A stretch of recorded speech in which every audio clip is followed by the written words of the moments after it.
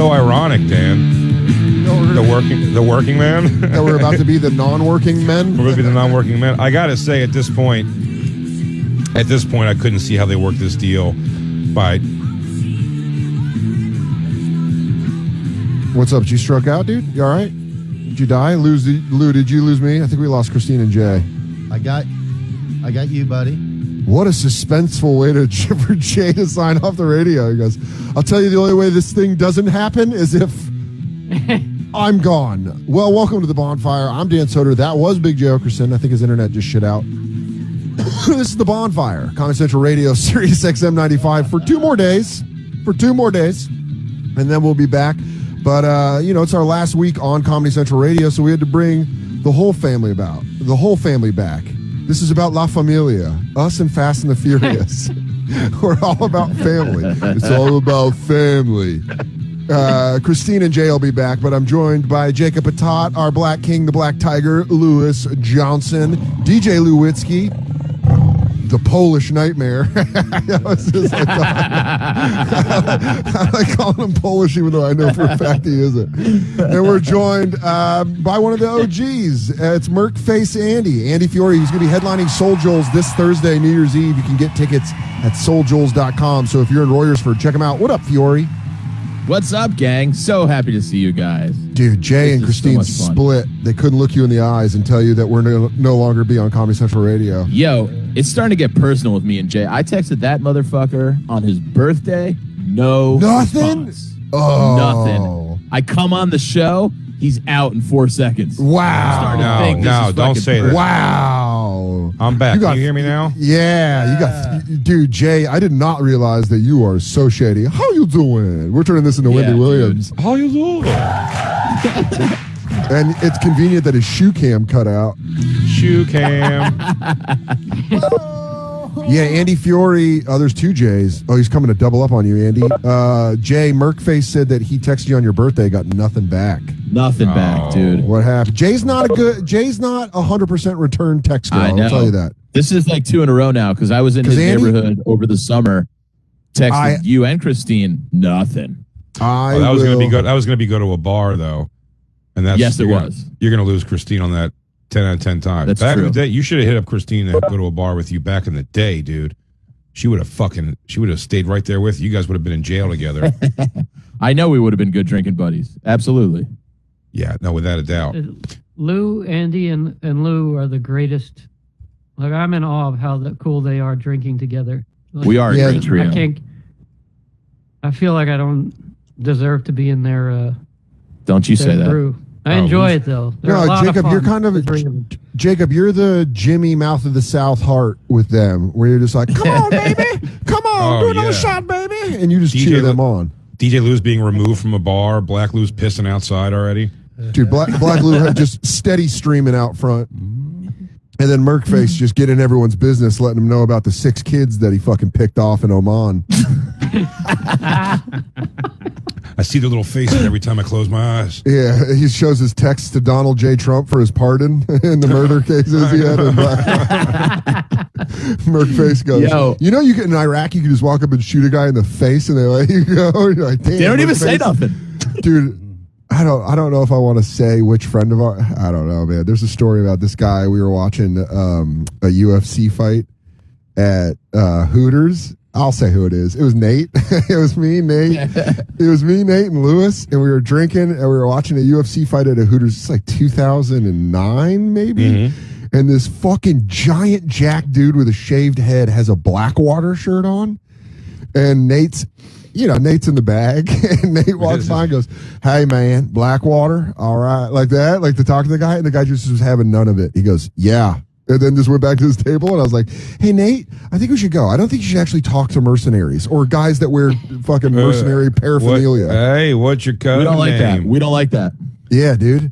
What's your better code watch name? Private Parts. I'm a comic. Come check me out at the World. I'm at Broadway Comedy Club. If you want to see me, I'm doing a 1 a.m. spot on a 75 open mic. I'm following a Norwegian guy who barks in Times Square. I always wonder if like all those people that watched from like 2007 to 2012, like all those people that were getting barked into like Broadway Comedy Club and Stand Up New York. I wonder if they're ever like, I saw Nate Bargatze when he had glasses and just wore a Vandy hat all the time. There's definitely some people that do, but for the most part, dude, like people are like just like, I don't know. I've seen like comedy clubs are comedy fans and people who are not even necessarily interested in comedy who somewhere go to a comedy club. The pendulum for comedy club is like, I listen to Richard Pryor once a week, or I've never heard. I think they're just making this up on the stage. I've never heard of you, and I'll never hear of you again. Yeah, I came out to stand up because my sister likes it, and you go, all right. Like, well, who was funny? The tall, the fat, the black. Yeah. Those three. Oh, there was a girl. guy. There was a girl I hated. And a Chinaman who I did not find fun. What's funny is when they come up to you and then try to describe you by your act, they go, "Hey, are you the one whose mom's a slut?" And you go, that's the other guy. Are you fat tits jiggle nuts? Like, yeah, that's not really in context out here though. Yeah. On the street. Hey, are you the guy who moans and cries when he comes? You go, you're yelling it at a bar right now, and I'm kind of talking to a lady friend. Yeah. So. Hey, are you fag stash? Yeah. What's but come on, that's a little out of context. Hey, bitch, tits McSittin nut. Are you? He goes, no, that's just a line. That's a line from a real big piece you're just saying there. Fiori is doing Soul Joel's on Thursday. You're going out to the Thunderdome, dude. Yeah, baby. Oh, yeah, dude. Closing Have this you done it? year Have out. you done it since it's been covered up? Not since it's covered up. I haven't done it since the summer, so I'm Put looking on your forward shit to kickers, dude. seeing Put on your what shit the- yeah? kickers. Yeah. Eat a dome. I don't know if that's you know what all- happens there. Sand I turns saw to what mud, happened to you. dog. Yeah. Yeah, I heard it's a regular thing man. now. It's a regular thing now. He has to That's how fake they- it every couple of weeks. He has to fake it every couple of weeks to make sure they sell out the shows. Keep the juice going. I've heard that's the light. Steel toed.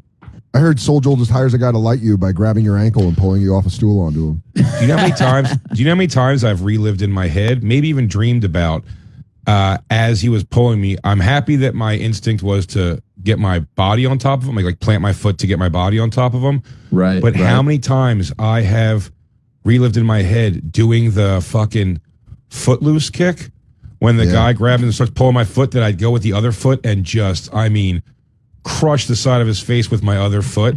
And then get on top that's of a him, common and then- move in professional wrestling is when they catch a boot to the chest and then they flip around and kick them. That's a good move. Yeah. That's what I was. Those are the two things, witty comebacks and like regrettable fight moves are the two things where you're always like, a day later, you're like, oh, if I'd only done that. I've would've been explained badass. I've explained several times that to the scoring of Prodigy's Smack My Bitch Up, I relive getting robbed in Tucson. Oh, And I do the small hands where I go, hey, no problem here. Cat ankle. I fucking hit his wrist and turn the gun in, and then I grab it, and then I'm like, say something cool, where I go, you're going to need a lot more than just you. And then I fucking shit up. Looks like you have my one foot in your hand, but guess what? Pew, pew. He goes, get back in the apartment, white boy. Get back in the apartment. And I go, you're not pushing me back in the apartment. I'm bringing you into my apartment. And then I start fucking him up. You might want to call for help. Yeah, but just knowing my awkward ass, I would definitely brick if when I tried to throw it out where I go, looks like I'm gonna take you away. Shit, can we do that again? Dude. I like this when it kicks in right when you unroll like a thing that's got a bunch of different like carving tools in it. Yeah. He goes, looks like we're gonna have a long night of some fun. Yeah. I go, we're gonna learn a lot about each other. We'll start with you. He goes, hey, you don't need this arm for anything, do you? Pew, pew. Pew, pew. But yeah, Fiori, like you could rescore the guy grabbing your wrist or grabbing your ankle on the stool, as he walks up, and you go, I don't think you want to take me off stage. I think you want, I'd still brick every time. Let go. It's me Please and let Donnelly, go. so one fat ginger bearded guy is at least getting pulled off that stage. Yeah, Pew. you guys are gonna look like you're running a pipe fitter union meeting. Yeah. Just in a fucking shed. It's you and Sean Donnelly? Yeah, it's me and Donnelly co-headlining, and so the problem there, we're like, I was gonna say the problem you might run into there is they're gonna think, they're gonna hit you because of something Sean said. They're just gonna think that's you guys true. are the same person. I know when we co-headline, we usually flip a coin to see who goes last. So either way, we're probably going to show up and they'll ask us to like seat the chairs and move things. You punched the wrong Irishman. Like, potato. He goes, I'm telling you, the Jews control everything. And I'm like, who said that? I was texting Soder because I just got LASIK too, and I was now that I don't have my glasses, I'm like, the glasses were the one thing that really differentiated me and Sean apart, other than our height. And now, now you guys should just sell your. You should just sell your show as like the fucking O'Hallahans of comedy. You're like, man, it's the Murphy brothers. You guys should go full. You're going full blown. Whatchamacallit? You're going full blown Liberace and his lover. Yeah, candelabra. You got LASIK surgery. You got LASIK surgery to not have glasses like Sean. Do we have Andy back on the show? And he goes, "What's up, guys? It's Andy Fiori. What are you talking about? Where you going? What are you talking about? It's me, Andy."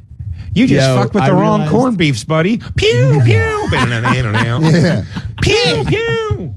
There's two things you don't do. Hit my friend and lie in poker. Hit it. I'm going to turn your face into cabbage. Pew, pew. Two things I love more is my mother around the holidays and fucking people up. I like cinnamon on coconut. Pew, pew. I like really brown bread. Get 'em. Pew, pew. That beer's too cold. Pew, pew. Less bubbles. Danny boy. You guys are looking like Danny boy. You guys are going to look like a mercenary meeting in a field in fucking Royersford. Yeah, some sort of meeting, an AA, a mercenary meeting. Yeah, it really could be a lot of things. Union, like a union meeting. Definitely of some a union sort. head. If I were a, we get the docks and the trucking. Yeah, if I were a fan of yours, and I knew you were going to be in Royersford, and What I is had she going to say? I am a fan of yours. Hold Andy. on. No, Dan, you shut up. finish. That makes You a finish. non-text message. Listen, You Senator finished, but I Jay. am a fan. Listen, Senator Jay, I'm not running for votes. I'm talking to the man directly. You fucking Listen, politician, Diplomacy Jay. I'm saying if I was a fan of yours that lived in Royersford, and I had a nice backpedal. Fuck you. It wasn't a backpedal. I was interrupted. I would get a friend who had no clue about you or Sean or like comedy and just be like, come with me to Are this you saying meeting. that should be easy to find, Dan? No, not at all, Jay. Somebody who I'm doesn't saying- know I know. their work at all? I'm saying an ideal setup would be. Pew, pew. Dude, that's gonna be me later knowing the right thing to say. I go, actually, Jay, I was saying it would be a very hard thing to find, and later I'm gonna be like, pew pew Pew, pew. But that'd just be funny to walk into that Soul Joel thing and just hear fucking Sean and Andy on stage and not tell anyone it's a comedy show. Just walk in late. Like, sit down. These guys have a lot of good ideas. Fiber optics. It's the future. Sean looking passionate. I don't know. Why would I? And then they're like, what is this about? And you go, just listen, dude. He's going to get to it. You're like, is this religion? I can't get into religion right now. I don't know if you know this, and you might have a job again soon because it turns out Black Lou is going full lioness and taking care of care of his cubs. Papa Bear. Papa Bear. And we're not legally can't even look at him during those 3 months. That's what Jacob said. We're not allowed to contact him. Yeah, they're super crazy. Can I just even text you as a friend though, Black Lou? Of course you can. No, you can All totally right. text him. He can't even be like, that was a funny bit on the show today, though. That's But you can't even sit in if you want to be like, I want to work and hang out. They won't. He asked Black- for that I specific literally thing. asked HR. Yep. Black Lou, what if Bizarre. during that time we find a new channel on Sirius and we open the bonfire by interviewing all of your ex-girlfriends and just their opinions? And then you're on paternity leave and you're like, I can't call in. Well, you guys heard it here first. Oh man, You guys heard it here first. Black Lou. Crystal says Black Lou sucks. Black Lou's gonna come on and start crying and being like, I can't lose a pound of the baby weight. I'm ovulating again. I'm feeling very hormonal. I'm not being checked out when I walk to the refrigerator. It's just because it's him and Allison. He's like, just because I I can't want do to the be. stuff Black Lou does. He does way too much for the show. It was a good replacement. I wouldn't have been able to do the social media shit that Black Lou. Yeah, you were a real deadbeat, and he really beefed up our social media. He really did. I just wanted to be in the room for the laughs. I barely even paid attention to the phones. Let's be honest. Well, listen, it's not Black Lou's fault. I don't know if you know this, but you know, Alyssa has to get back to the copper mines. They only let her off for a little bit just to give birth. I heard Alyssa has to go fight in the Great War, and that Lou might have to work at the factories making metal pieces for tanks. Wait, Black Lou, are you going to be stay-at-home dad and Alyssa's going back to work? Yeah, she goes back to work in February, so that's when I start. Well, I also, knew that. Black Lou, I heard a good news that because of the Great War, they're letting dads play baseball. So That's you pretty might cool. You might be able Pretty to cool. While your old lady's off getting black lung, you're going to be there slugging with a 321 average, I think. Yeah, dude. Black Lou, Black a league Lung. of their own, and not the racist kind. This time it's not sexist. There's no high top fades in baseball. There's no gold crucifixes in baseball. Oh shit. Yeah, man. That's great, man. I love all the Hendrix pictures. That's Dude, a it'll be fucking great. Great looking kid, man. Hell yeah. Black Lou, do you have like because you are forced to not have anything to do with work, are you planning out like which shows you're gonna watch, movies? Because Hendrix is gonna take up your time, but you're still gonna have a ton of free time.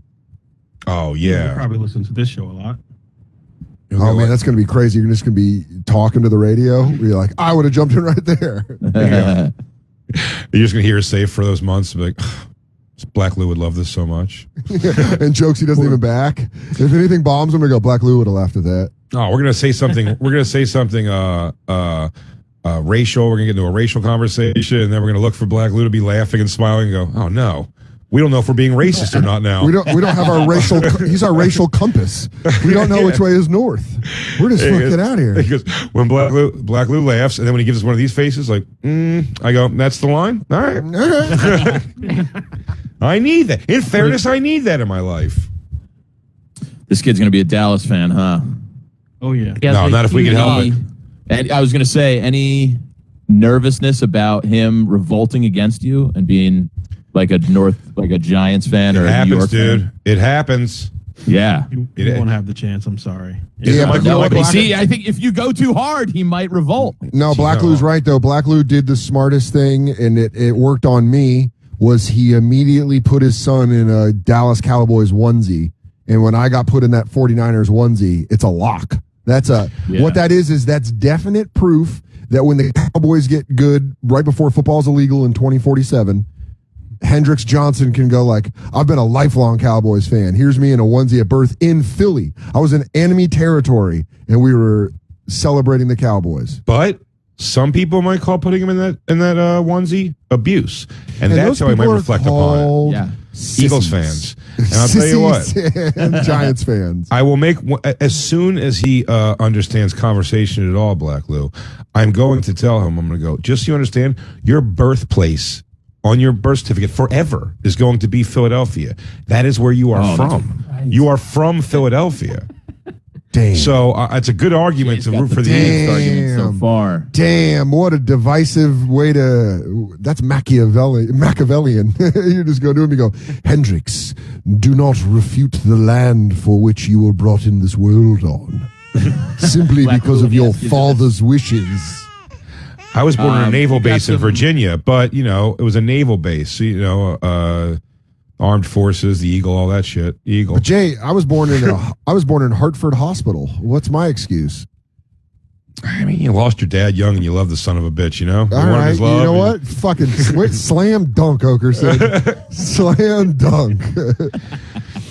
I'm surprised. I didn't get bad enough feelings about my dad until teen years that I was already locked in on the Eagles. Yeah, and it wasn't even him. That again in Philly. It was very like you're gonna root for the Eagles because everyone next to you's fucking psychotic about the Eagles. Yeah, You know what I mean? if Gary would have stuck around and probably sucked, it'd been interesting to know if I would have became a Broncos fan. That would have been. Of course you would have. It I makes thought- sense. Yeah. It doesn't make sense. Like, it's weird. I get that you like the 49ers, and I believe it. I know it's like a true thing. And once you root for the uniform, you can't not root for it. I fully get that. That's why. That's why I haven't come. I've been here for 20 years. I'm not rooting for the fucking Giants. No way. I hate that. It's gross. So like I can't. So it's like you root for that team. So whatever's ingrained in you is ingrained in you. But organically, the easiest thing to go is like, I am from here. I live here. This is my team. So, of course, you would naturally go. There's got to be outside forces pushing you to a thing. Michael Che is a 49ers fan. He says the same thing we're saying here, Lou, is to go against, completely go against. Yeah, his brother. His brother was a Giants fan, and in the early '90s, that was the rivalry, Niners-Giants, and so he went and became a full 49ers fan. Yeah, It's a that's what I'm fine saying. line you have to walk.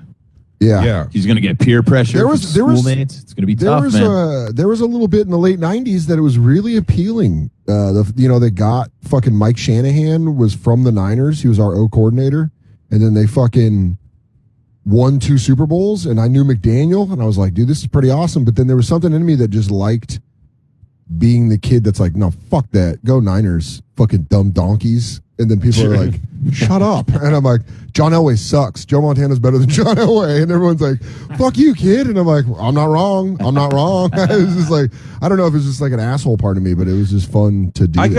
I got Isabella on Sixers. She jumped on Sixers. She's all about it. She watches the games, or she puts them on in the background while she plays video games or something, but she like follows the sport and the Sixers. Eagles, I couldn't get on. She will wear the jersey. She'll go to a game. If I bring her to a game, she'll watch it with me if I'm like here watching it, but she just doesn't really care about football. Didn't strike her like that.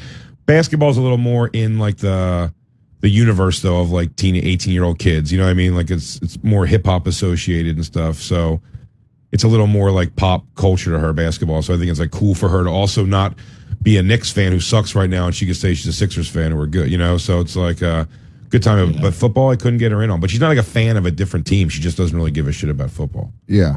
Which I could deal with. Black Luke, can we at least make Hendricks a New York Rangers fan? Hockey appeal to the white side of his family? His grandfather, the retired drill sergeant from the Marines, he's only going to let him be a Bruins fan. God, this kid's going to be all over the map. Oh, dude. man, yeah. Wise. Oh, my God, dude. Dallas, Boston. This kid, you good tough luck, road in life. Good luck coordinating his linens in his room with his posters. Yeah, man, you're going to be all over the place. The color palettes are going to be all over the map. What the color comforter should we get on that? I don't know, man. Gold and blue. You better get a Pollock or something on that wall to go with all those things. I don't know who's going to design those linens. Dude, can we take a break now? Because before, Noam's coming on at 7 o'clock. Yeah. Christ knows what that's all going to be and how it's going to go. Fiori, yeah, Fiori and I have to protect our spots at the cellar. So you're going to watch us tap dance. This is the second time. I feel like every time Fiori comes on, there's also like a very major other thing happening. Fiori stops by the house whenever someone's dying, and you're like, yeah. The other one was a massive blowout that we all shut up. Oh yeah, right. yeah. Oh yeah. Last I time erased that from my memory. We didn't air that. We still didn't air it. We still didn't air it. The lost fight. It was the coming back from the cabin fight. Yeah. Yes, Oh, yes. I remember that. That was awkward. DeRosa fighting me on that. I think the band sucks. Take a load, old family. He's like, take awesome. a load. Oh man, it got so heated and silly. It was great. It was great radio, but we were like, what we genuinely said was, everyone's in quarantine. This is one of those episodes where you'll be like, is this show going to be the same tomorrow? So we were like, I don't want to put people through that at home and quarantine that were their entertainment, thinking like, is this show going to break? And it was never near anything like that, but like, it was weird. It was weird and heated for sure. But before we have, go ahead, Jacob. Sorry. I don't know if you've ever seen the movie, but it always sticks in my head as one of those. It's the worst date movie. It's called Open Water. Oh yeah. They show Beef in it though, which is pretty cool. Yeah, they do show Beef. I don't know if it's a date movie per se. Right when the two that are stranded scuba diving. Yeah, no, I know. I went to see that movie. That was one of 2 movies I went to see to kill an afternoon with a girl who I did not want to have sex with, who really wanted to have sex. So I took her to all-day movies and then drank milkshakes until I made my stomach upset. Well, the whole plot is the 2 of them are stranded in the middle of the ocean and they're having a massive fight, and then they just get eaten by sharks. I mean, they're arguing until they're eaten by sharks. Yeah. I can't. I never get Relationships, that out bro. of my head. there's no Just- bonding before they're eating. They're Just just swimming around bitching the at soft each other. weenie. I want to unpack more why Jay didn't want to have sex with that girl, and you tummy ached your way out of it. I've told the story before on this a bunch because I just Oh, I blindly we hooked up like one of my first drunks ever in my life. Yeah. And we hooked up, and I didn't really remember what she looked like. And then I locked myself in for like 2 full days with somebody who I didn't remember. And I was like, oh, it was definitely a drunk hookup. And she may have felt the same thing about me, but she didn't. She really wanted to keep hooking up, so I had to keep. I'd make That's a myself very sick with adult thing of you. milkshake, and I would shit very loud and make noises to turn her off. Rather than just be like, hey, this isn't working And out. well, I said I feel like an asshole because the last night we went to get food before we went back, and I was like, you know what, it's killing my stomach, but I'm gonna get another one of those milkshakes. And she went, you don't have to do that. I was like, oh, that was weird. We've Yeah, all it was- been there. Am I right? We have, Jacob. We all have been there. I'm sure I've been someone else's burden to get rid of too. Like, hey, let's Absolutely, I have. man. Hey, want to look at every photo album I've ever had? But I'm saying we should take a break so we have the full half hour before Gnome. I want to show you this thing from the season premiere of Dr. Pimple Popper So Bad, and I'm telling you all of the fun of this. I don't give a shit. We don't have to see what happens to the pimple or the pop, the lymphoma at all.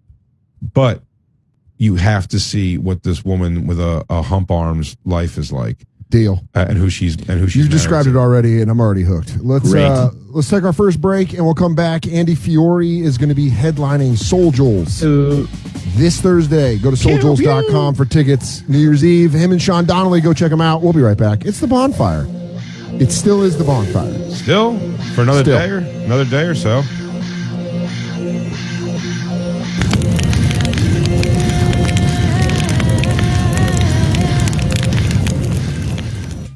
Rockin' upon the mic, we rock the mic, right? Pass the phone to the channel like it's busy till I'm dizzy. Never pass it to you fizzy, cause the guard gets busy. Who is he? Damn, it's about to go decipher when I hit the dress spot. I buy your can of fresh stripe. So tap The bottle at.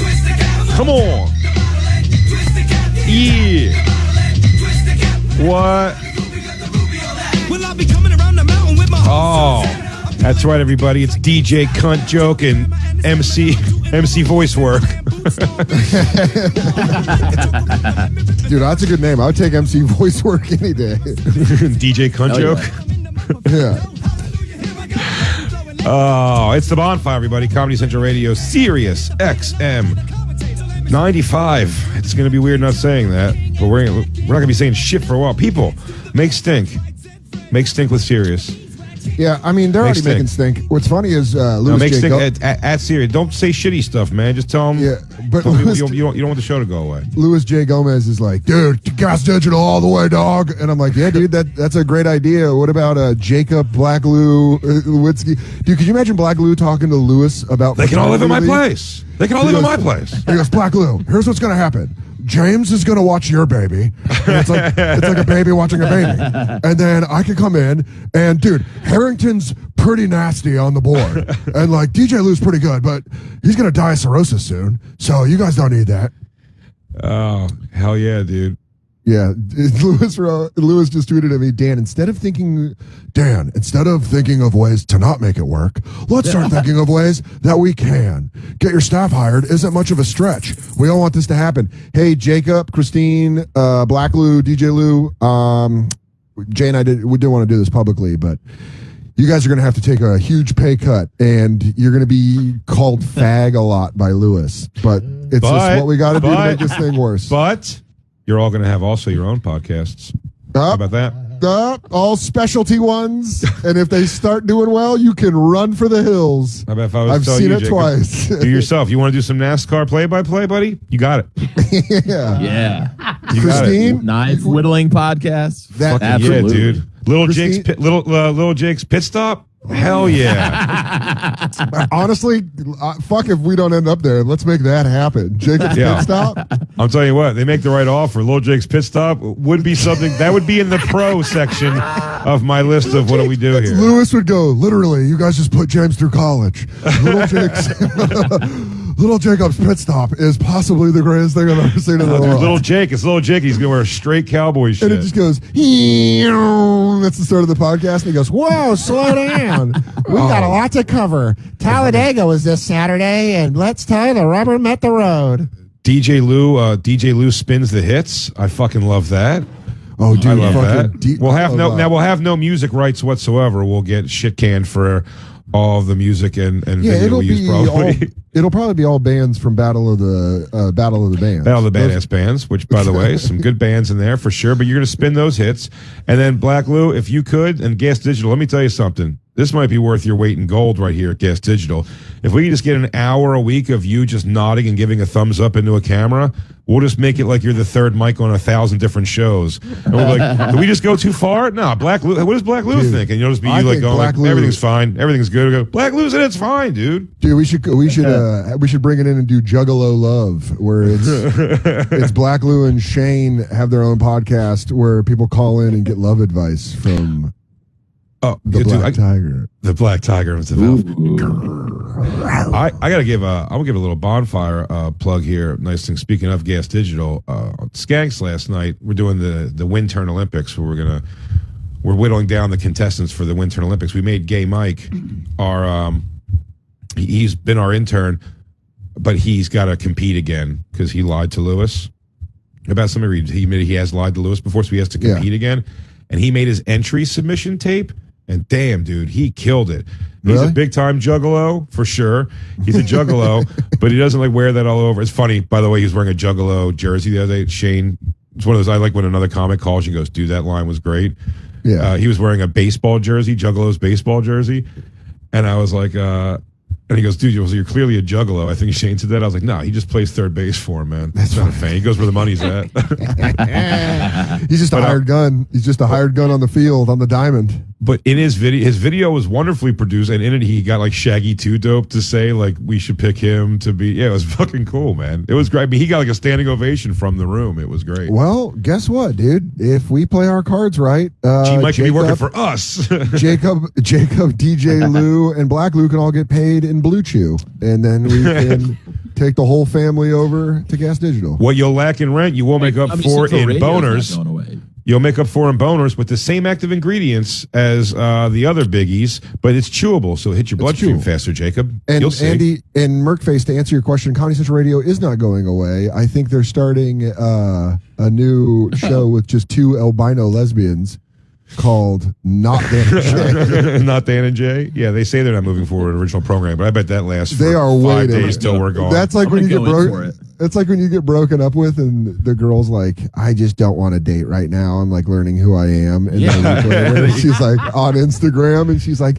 this is what love is. I am thriving. She goes, oh my God, we're moving in together. You ever seen that episode of Seinfeld where like when George, his natural instinct, he does the opposite?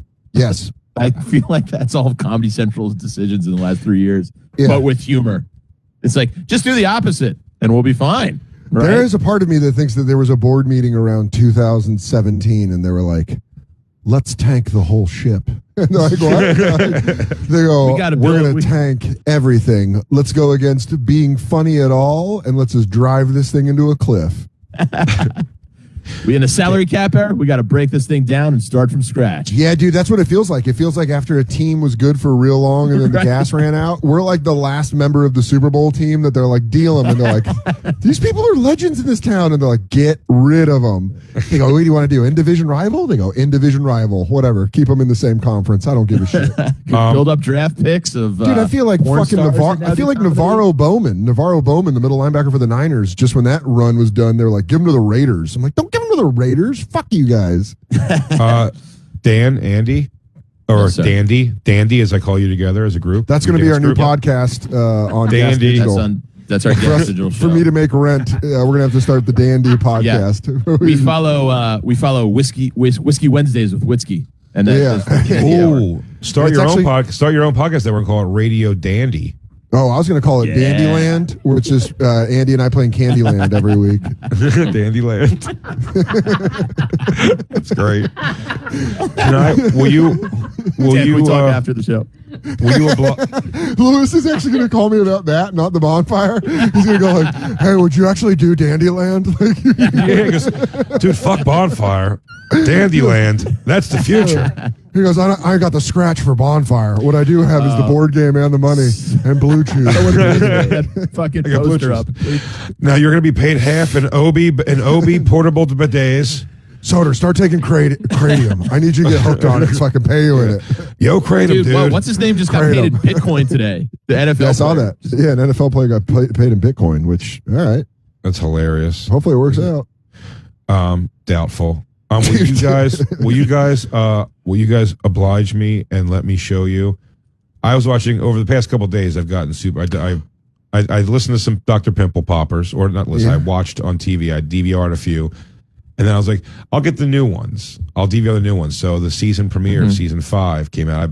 I watch. It's tough. You can't watch it anywhere near or thinking of food. It's grotesque. Now, Jay, I've never seen an episode of Dr. Pimple Popper. I know what it is, but I've never watched before. Jay, This you has told nothing me, to do. This has nothing to do with the pimple. you told me about the video, and all I can say to that, to quote the great Roman Palumbo, is get whatever you want, baby girl. Whatever you want, baby girl. This woman's right. she's got a hump on her back. Now to describe her, I could say I'm not going to take unnecessary shots here. People can pick me apart looks wise 1,000 times. But she has a lot of faded tattoos, which meant she used to party a while back. Yeah, which means she gives a fucking A-list beach. No doubt, no doubt. But she's got that. Faded tats on white skin. Holy shit! I thought that was her fucking amputated arm. No, that's the lump. The lump's a motherfucker for sure. Dude. But she seems like a lovely lady, and her lovely lady humps. Check it out. married. Can we get some Fergie? Can we get some Fergie, DJ Lou? A little my hump. Sure can. my hump, my hump, my hump. Yeah, dude. My sticky lady lump. But I don't want you to play music over this video, Dan, only because music's a big part of this. This has nothing to do with the pop. The pop's gross. They pull out like 6 pounds of fucking fat out of that thing. Yeah. It's a simple lipoma, I think. And it's, don't make a big deal about it. It comes out, a lot of fingers on it, though, a lot of connective tissue, but they were able to get it out, sew her up. Looks decent. But the reason she wants this thing gone, or why her husband wants it gone, is because he is a musician and would like her to be in the videos, that he self-produces his own videos. But this is how they introduce him to you. My lovely lady. Go ahead. Leave my house. I'm in a shell now, whereas before I was more out there and bubbly. Ow. Knowing that you're limited on what you can and cannot do, it's not fun. I just want to sit down and just skip to her block laying the in the whole bed. world out, get comfortable enough to do that. Here we On a go. special day with a wedding ring, know what I mean? When I pull up to the scene with wifey next to me, ooh wee. Yes. What's up, man? Hey, babe. Dude, he talks This like is- the. Remember they thought D's dating a retard? Yes, I know. Yeah, he exactly goes, what you're what's up, man? What's up? He's like, what's up, man? Like, even when he says, what's up to her, he talks in that inflection every time he talks. Talk about man, I my wish the girl. And I sound's got so my wife bad. with me. Got around my wife with me. Yo, what's up, girl? What's going on, girl? Is it too much of a pain to do? Or you have the N one here? Yeah, I should have the N1 on the other site. Whoa, God. Well, go back to the beginning of this one because I want to hear from the get go when the lyrics, he's like, with my wifey next to me, ooh wee. That's great. No, so go back a little before, just a touch before that. Yeah, perfect. I can't even get comfortable enough to do that. On a special day with a wedding ring, know what I mean? When I pull up to the scene with wifey next to me, ooh wee. When I pull up in the scene and I'm gonna meet, I like what's it. up, girl? Sorry, I was just telling everyone about how dope you are and about your big ass hump on your back. I was Now telling here- everyone that like you got mad round back and shit. Yo, you got Dating straight humps. Quasimodo. Oh, you know that I'm dating Quasimodo on the show. That I got Oh, a don't hump you know? back on Notre Dame. He goes, yo, sorry, girl. I was just rapping about your goofy eye. Anyways, what's up, Igor? What's up, Igor ass? Yeah, what's up, What's up, yo, Igor ass yo? bitch? Yo, You what's up, humpback bitch. Yo, Joe Camel, come over here and suck me off. What's up, girl? What's up, girl? Well, this guy loves her, and he did. But listen to him talk. And by the way, what's the treat you're about to get? That wasn't just the treat. The treat is now we have a bit of a hunt to go on because listen to the description of the relationship. Hey, babe. Whew. My husband Mike likes to rap and make music videos. He really wants me to be in the camera with him. Most of the time, I'm no. I need you by my side. No. I am by your side. I'm just not in the video by your side. Jesus, that thing. But I don't think I can handle being in front of a camera. So, pause it there. The gift is. He goes, once we get that skin saddle taken off you think you're going to be able to show up in my video, girl? Can you be in my videos? Yo, this guy wants her in those videos. He loves her. This is definitely like a goofball Yeah, that's love. clear. So it's it's like a adorable. low-level MMA fighter. For sure. But this guy is, I guess she believes in him in some way in his raps. But I don't know what these two thing is, but it is that kind of sweet, like, dumbass love. Yeah. That you see, like, oh, Yeah. dummy's in love. But this guy, the treat, Dan, is this guy definitely has his videos uploaded on YouTube somewhere. Oh, yeah. Like, this guy is in the mix, and I don't know how we're going to find him. His name's Michael, what's but that's Nevis? not, that's definitely. Leave it to Nevis. No, this isn't the the whole name of the- episode, so I doubt it. Unless they're No, geniuses. His name's Mike, and that's the name of the episode. I have not been able to find him yet, but I just started hunting today. Well, you might be able to Google this question: who was Michael in season premiere Dr. Pimple Popper? I should just ask Siri right now. But yeah, if Christine, you could show on the thing the ending of it after she gets her hump removed. He has a celebration rap, Dan. Oh, Grab whatever you want, baby girl. please play it. Christine, please. Oh, I forgot it. Christine, throw Right the here, video. Jay? Christine, throw the video, Christine. Yeah. Ever since I got the tumor removed, my husband has been telling me, you do know we're going to do music videos now. You want to stand back over Back here? Yes. I'm more than happy to be in front of the camera and to help him do music videos from here on out. And we're excited. Nice. Nice. Work it. No. Nice. Oh. I got 99 problems, but a pimple ain't one. Thanks to Oh, Dr. hell Lee, yeah. now my wife is bump free. She can finally find peace without any worries. The unashamed family. This guy's good. Dude, this is a guy that definitely unloads like trucks, and he's rapping and if you work with him, you're like, dude, please stop. Yeah. Oh, dude, you go, Mike. He's like Mizzle. It's like, no.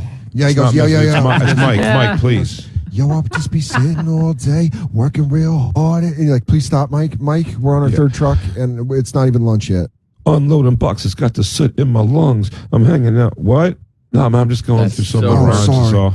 Oh, sorry. I'm just working on my shit. Well, dude, you gotta Sorry, check. dog. You gotta check the zip codes and make sure they match up. How can you do that if you're singing these songs? Man, I'm on autopilot. Damn, B. Yo, I was just saying, like, yo, Neil's being a dick and he's not letting me get my Friday shift off. And that's why I'm supposed to shoot my new video, Killer in the Streets. And you go, Mike, I'm taking Friday off because my wife has a wedding we have to go to. He's like, yeah. I'll work your shift. I'll work your shift. Yo, did I tell you my wife's about to be on TV? Yo, she blowing up. They blew up her pimple, actually. She got this.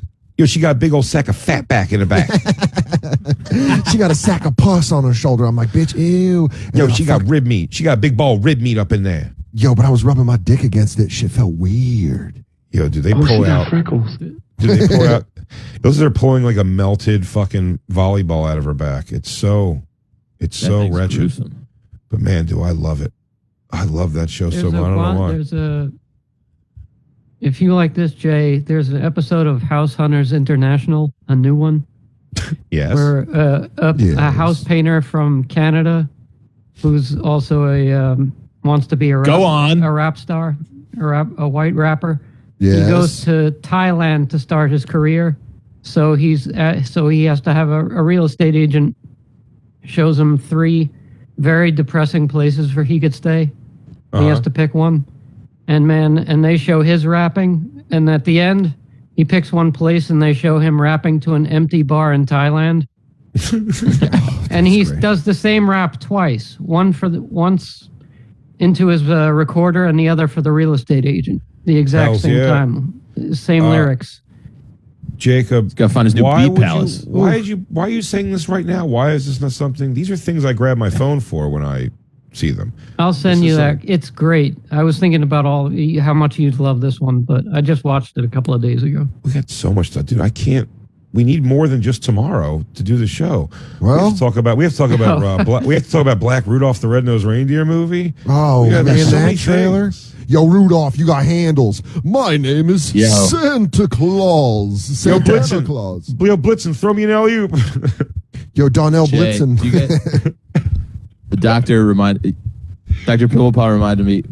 It was a couple months ago. You guys were talking about being the ham at weddings. Yeah, we were talking about lady hams. She hams, dude. Yo, yeah. I realized I'm doctor's office ham. Are you? Dude, I fucking murder in doctor's offices, dude. Damn. You know what, Andy? If we're coming clean, I'm a total airport bar ham. Yeah, really? dude. Yeah, I didn't want to Nurses, admit it. dental's assistants, I'm fucking slaughtering with them. Damn, you could just kill with a lady with blue gloves on, huh? Yeah, bro, that's my demo.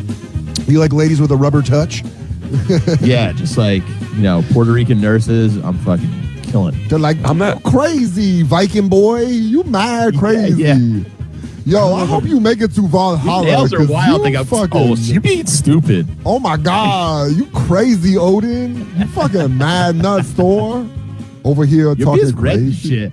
I don't think I'm a ham at all. Where am I? Am I a ham anywhere, Christine? Dude, like a you're ham. Jay, there's a blind spot you're not seeing because you are one of the most charming individuals I've ever met in my life. Absolutely, yeah. Which means there is one instance where you are hamming it. Oh, for sure. I'm just trying to think of what it is. Here's the thing: if it makes sense, I'm not saying that like I go everywhere and I'm like wisely funny or like I got it. I'm saying I'm throwing out for you. I also might have one.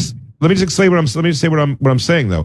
Not that I haven't do. I think I tend to be quiet if I'm not comfortable enough to be myself funny. Oh, no. Okay, Jason, go ahead. We have video evidence. I got one, You know too. what you are? You're an elevator ham. Yes, Oh, that's what I was. yeah, I have yeah. another one. Yeah, dude. Guilty as charged, bro. Guilty as charged. Video evidence. Jay, I was going to ask you, have you ever had to maybe parent-teacher conference things like teacher Oh. ham with Isabella? Ooh, Fiori coming. Yep.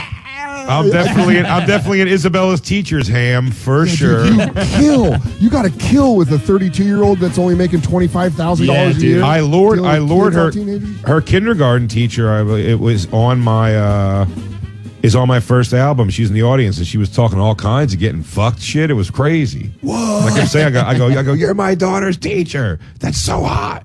Wait, is that crowd session? Is that Crowd Sessions Volume 1 from the Stand? Now storyteller. No stories. Oh, from Stand Up New York. Yeah. Damn, that's crazy. She was in the audience and she was like, yeah, I was about getting like the way her last boyfriend didn't fuck her right. It was someone. I was like, damn. She was like, she's a kindergarten teacher, so she's like 23 or something. You know what I mean? Like 24. Yeah, dude. That's so fucking funny. Yeah, it was great. She's like, you taught my daughter. And she's like, I sure as fuck did.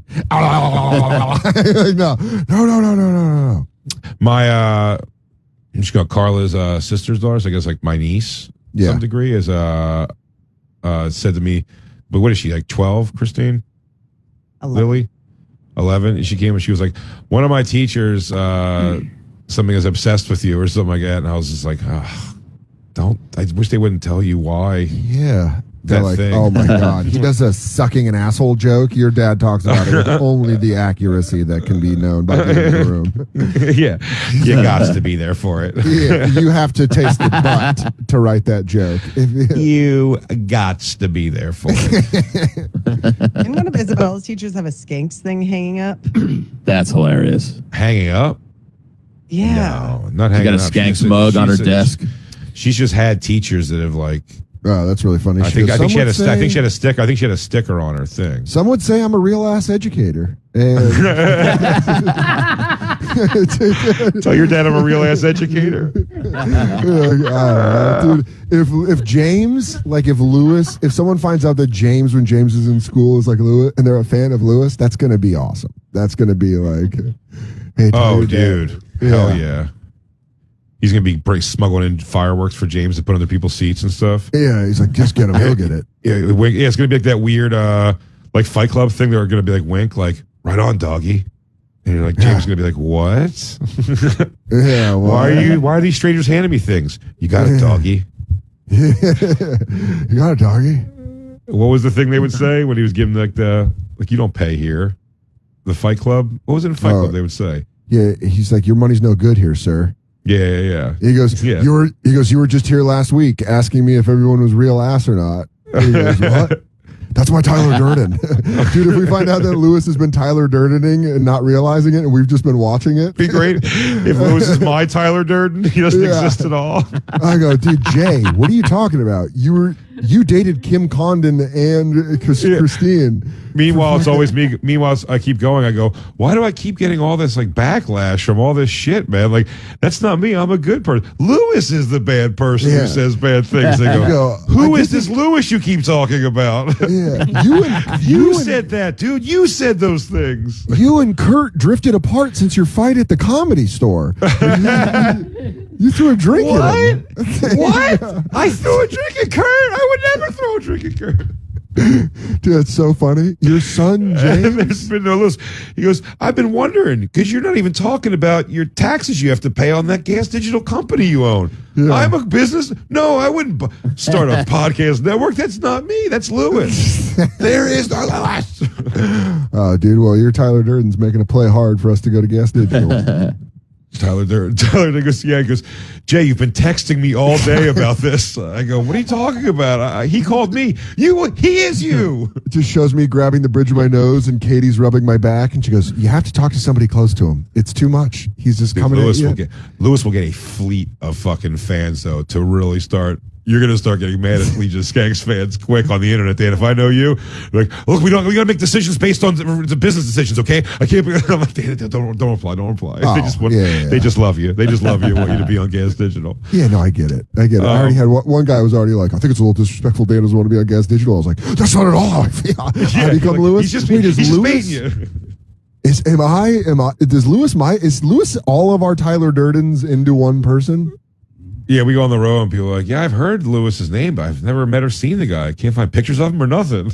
What? I do a podcast with him. He goes, that podcast you do with Dave Smith? Like, what? What?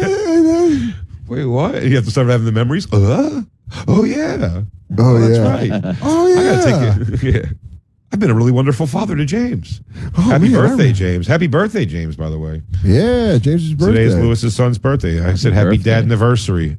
The anniversary. Did you respond to his text? Can I tell you something? No, the opposite. I wrote to him. And not only did he respond to my text, he called me and offered me part of his podcast network to bring Dan over the entire show. He went above and beyond. Dude, what I like about Lewis is he's always businessing, even on his fucking son's birthday. His kid's birthday. I swear to you, he goes, dude, can I call you back about it later? Actually, he wanted to talk to me, and I answered. He goes, let me call you back later. Me and James are getting ready to go on the next exhibit here at the museum. I'm like, go to the museum, Lewis. James is about to blow out his cake, but I got some power moves lined up. What do you think? I admire, dude. He's a salesman, dude. I admire it. Like, I really do. He calls up and he starts telling you, like, so not almost throwing like facts and figure whether it's true. He's like, I'm just telling you this, and like, how good we be to you, and like, it's really like he starts like, you get the pitch, dude. He's good at it. Yeah. He really is. He makes by the end of the game, he goes, oh, well, Lewis would be looking out for us, I guess, and our merch that's because we're his friends, Jay. We're his friends.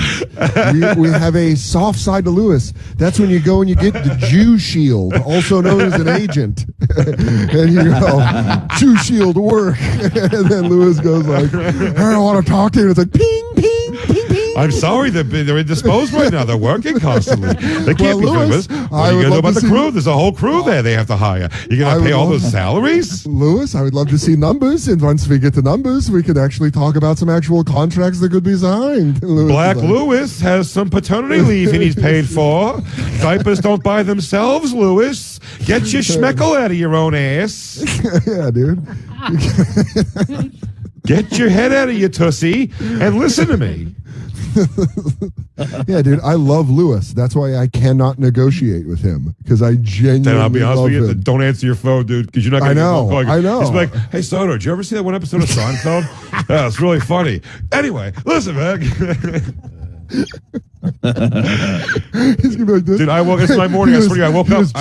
James is sick.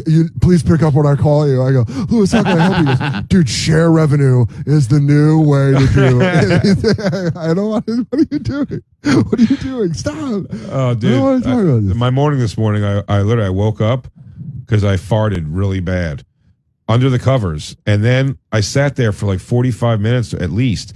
And every once in a while I'd move. That fart still was like the smell hung in there for an hour. And then it finally went away and I was like, oh, maybe I'll just lay here and watch some TV. And then my phone was ringing. It was Lewis. And I'm like, well, Lewis is calling me this early. What? I didn't even think about it being that. You know what I mean? Yeah. And I was like, hey, buddy. He goes, listen, you're missing a real opportunity. I love him for it. For those of you who are fans but not friends, just know that I think of every phone call with Lewis as him wearing a headset boiler room style. The fingers are like this and the feet are up. I'm coming to you with an opportunity. How about you legally give me your radio show that you spent 5 years building 4 days a week with Jay, and I will... what you don't understand is if you have all of the penny stocks, you then monopolize the market. Go, do it with me.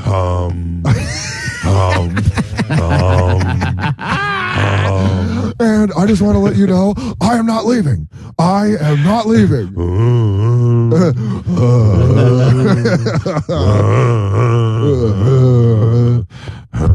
Well, let's take a break because we have an end to the Gnome saga.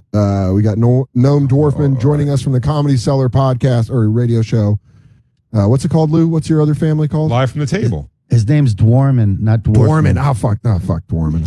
Oh boy. Did you call him Dwarfman? I'll do that. Yeah. All right. Let's not start him off having legit beef with us. He's like, guys, you can see me back at You can see me back at the World. Once everything opens back up, I'll be barking in time. I want to give him a good intro. It's on Raw Dog, right? When's it on, Lou? Yeah, Raw Dog Thursday 99. nights. Yep. Thursday nights. Possibly our new home. Possibly our new neighbor. The Comedy Cellar show. That's it. I want to give him a good intro. All right, we will be right back. We're hanging out with Andy Fiori. Andy is going to be at Soul Joel's, hopefully keeping his feet firmly planted on that stage. I'm relying on it. It's going to be this Thursday for New Year's Eve. Him and Sean Donnelly. Get tickets at souljoels.com and follow him on social, of course, at Andy Fiori. It's so many vowels in a row. We love you so. Are you going to hang out when Gnome's here? Yeah, I can hang. You absolutely. I'm a little nervous. Hang. Yeah. By the way, because I'm going to say you co-sign everything I say. I'm going to say you co-sign. I can't. And every once in a while, I'm going to look down and I'm going to go, hang on, I'm having a hard time reading this. Dan wrote my speech for me. Oh, whoa, dude! Don't you do that? Don't you do that, dude? Don't you be a Zoom? I don't need. I need my readers. Dan's got. I need a reader's hand me. Dan, you're Zoom like Dan, I can't read your chicken scratch here. You say gnome is no. Ridiculous for his. Well, it's the moment we've all been waiting for. Where DJ Lou gets to decide who gets the rose, me or Gnome.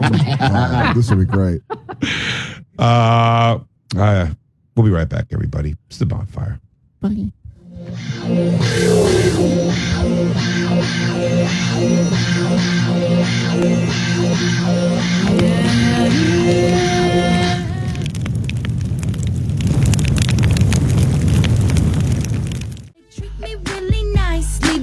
I mean, it feels like a different song after seeing that lady zit on her back. It feels just like a gross. Yeah, that's way out of context for our guest. We were talking Dr. Pimple Popper, and a lady had a humpback. Yeah, we don't usually come in with sexy music like that. That's our jam.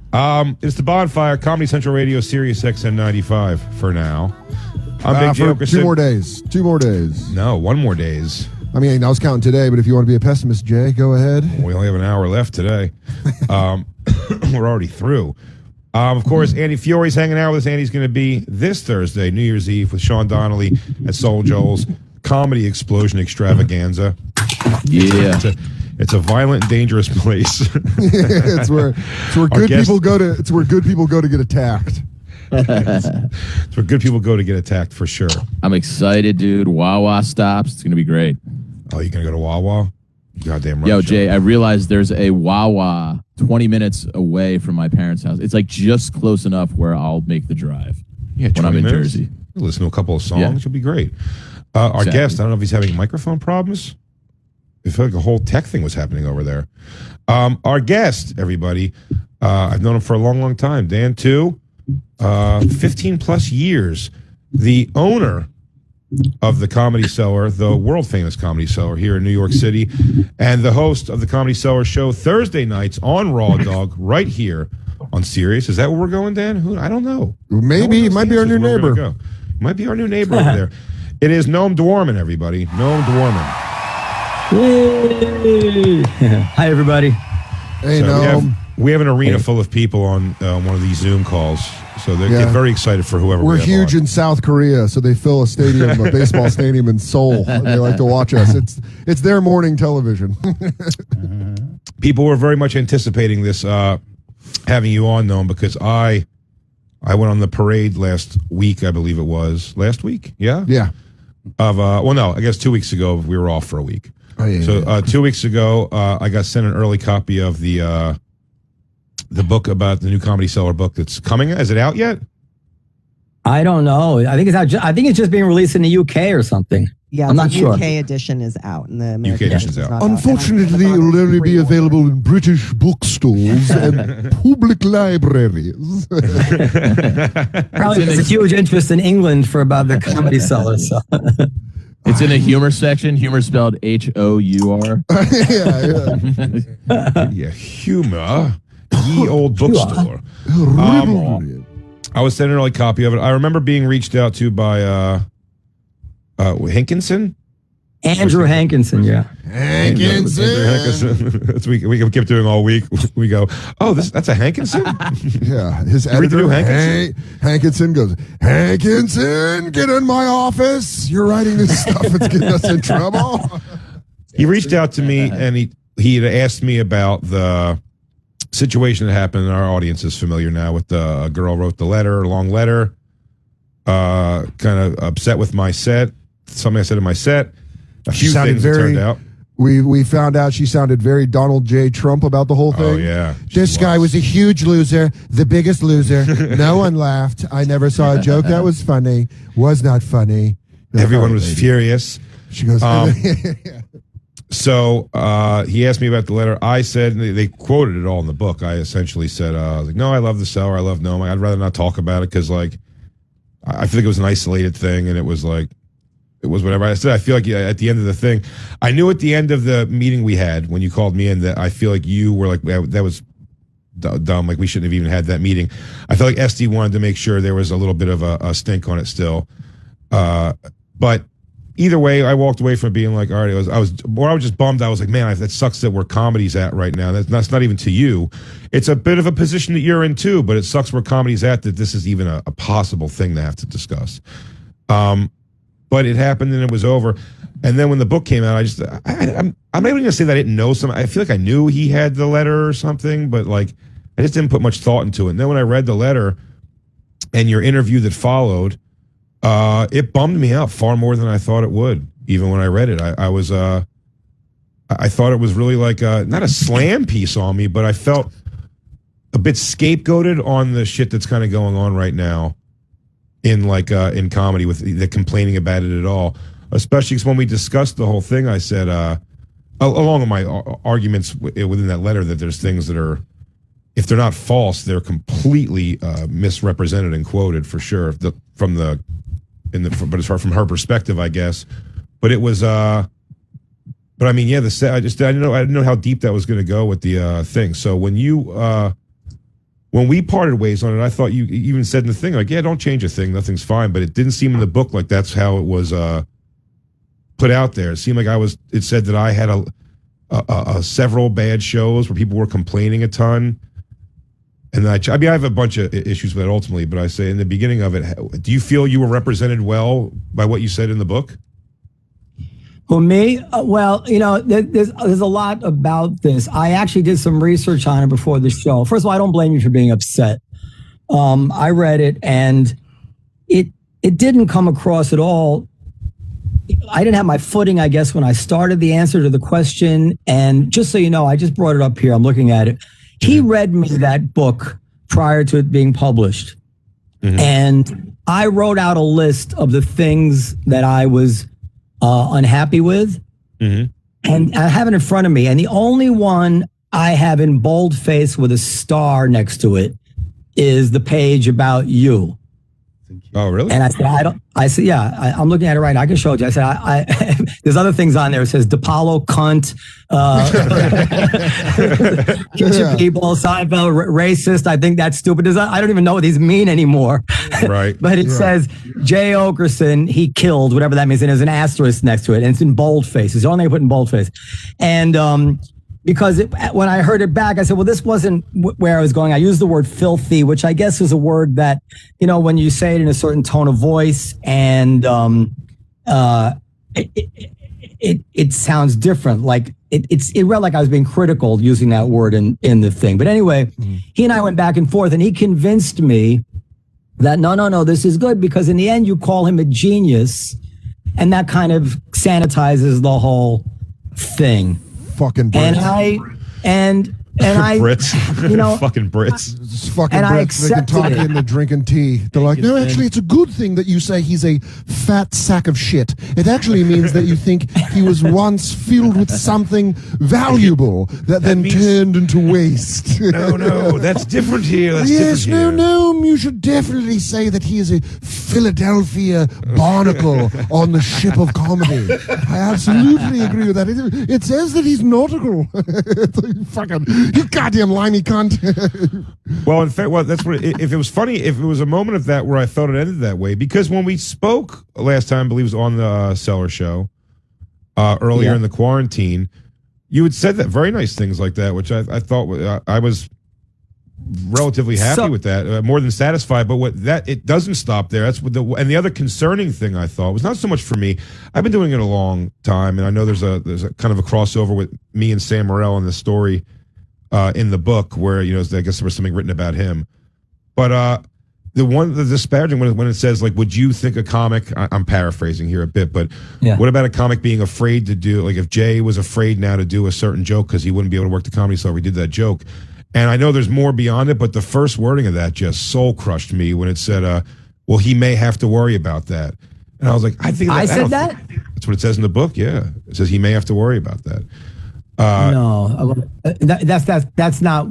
No, I think it's pretty clear in the book where I said to you that your sets are not an issue here. This is the thing, Jay. I'll go back. I have it in front of me. I don't want to take the time on the air to read it. But if I said, yeah, he might have to worry about it, I think I would have meant that I understood that it could get in your head. But I didn't want to make any excuses. Can I just tell you the incident from my point of view? Sure. Or I don't want to, absolutely hijack the show. No, go ahead, please. So I went back and I went through looked like 7 or 8 years of customer feedback about you. And everything is like genius. I even cut and pasted something. Personally, I thought Jay Okerson was the best performance. I wish he had more time. My favorites were Greer Barnes and Jay Okerson. We came specifically to see Jay. He was great. And it was just over and over. You would always get these great, this great feedback. And then there was one point there around the time when that letter came, but also where there was like a spate of offended emails. And this was out of the ordinary. And SD alerted me to it. I don't want, in the end, everything is my decision and everything. But it wasn't like it didn't happen in a vacuum. And the last email says, was like, how did you have a good time? It says, terrible. For an excessively long time, the last comic stayed on the same racist theme of black penises being larger than white penises. Hold on. Noam, if I could real quick. This is the scene in any movie where the detective touches the dirt to his tongue and he goes, he was here. Jay was here. Yeah, it is funny. It is funny when I am described. It is always funny when someone describes me. I always go, it's like, well, maybe they're not talking about me. They don't say my name. And then it's always like a sentence in when you go, yeah, that was probably me. He harped on butt fucking for a half hour. Like, yeah, that could have been me. The same black penises being larger than white penis, the unattractiveness of Asian men. It went on for more than 15 minutes. It was intolerable. It wasn't funny. It was just pathetic. I walked out. And that was like the last I said, well, all right. And from my point of view, sometimes I understand that if I tell somebody something, people are never sure whether to take it on face value. So if I come to you and tell you, listen, this is nothing to do with your spots or whatever it is, I understand you can't fully believe me.